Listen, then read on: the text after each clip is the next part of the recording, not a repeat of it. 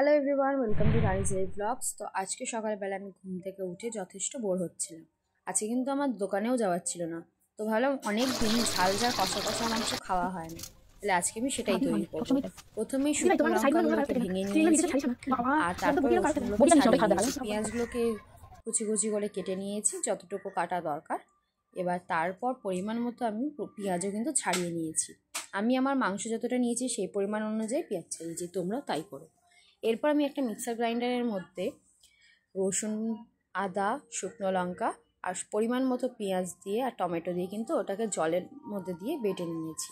তো এটা যতক্ষণ গ্রাইন্ড হয়েছে তারই মধ্যে কিন্তু আমি এক পাকে মাংসটাকেও ধুয়ে রেখেছিলাম। তো এবার সেটাকেই ম্যারিনেট করব। তো মাংসে প্রথমে আমি দিয়েছি গোলমরিচের গুঁড়ো, পরিমাণ মতো দিয়েছি সেটাও, তারপরে দিয়েছি জিরে গুঁড়ো আর ধনে গুঁড়ো।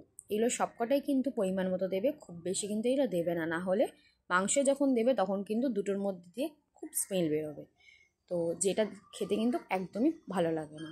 এরপর দিয়েছি আমি পরিমাণ মতো লবণ, আর তারপরে দিয়েছি হলুদ গুঁড়ো অল্প একদম। এরপর আমি দই দিয়ে সেটাকে কিন্তু খুব সুন্দরভাবে মাখিয়ে নেব। যত বেশিক্ষণ ম্যারিনেট করে রাখবে তত কিন্তু মাংসের ভেতরে মশলাগুলো ভালোভাবে যায়, যার জন্য কিন্তু টেস্টটা আরও এনহ্যান্স হয়। এরপর আমি দিয়েছি আদা রসুন বাটা, আর দেখো খুব সুন্দরভাবে মাখিয়ে কিন্তু রেখে দিয়েছি এটাকে। আমি মিনিমাম আধ ঘন্টা থেকে 40 মিনিট রেখে দিই। তো এই দিনকারে আমার আরোই লেট হয়ে গেছিলো রান্না করতে বসতে, পৌনে এক ঘন্টা মতো আমি রেখে দিয়েছিলাম। এরপর আমি একটা কড়াইয়ের মধ্যে শুকনো লঙ্কা দুটো,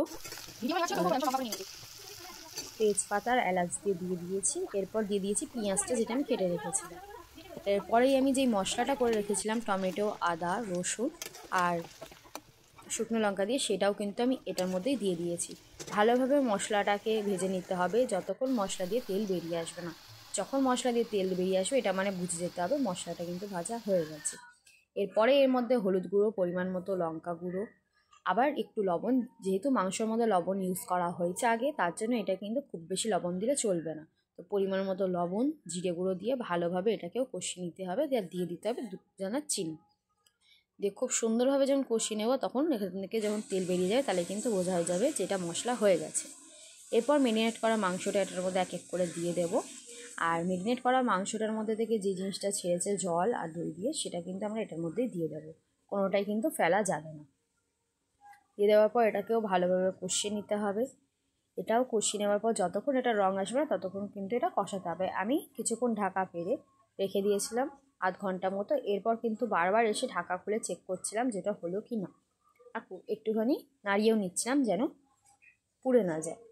তো এরমভাবে করতে করতে কিন্তু আস্তে আস্তে দেখো মাংসর রঙটাও চলে এসছে, তেলও ছেড়ে দিয়েছি। এটা আমারই বোঝা হয়ে গেলো এটা রেডি। এরপর কিন্তু তোমরা ভাত বা পোলাওয়ের সাথে এটা পরিবেশন করতে পারো, খুব খেতে সুন্দর হয়েছে। তোমরাও চাইলে এরকমভাবে রান্না করতে পারো। আবার দেখা হবে পরের ব্লগে।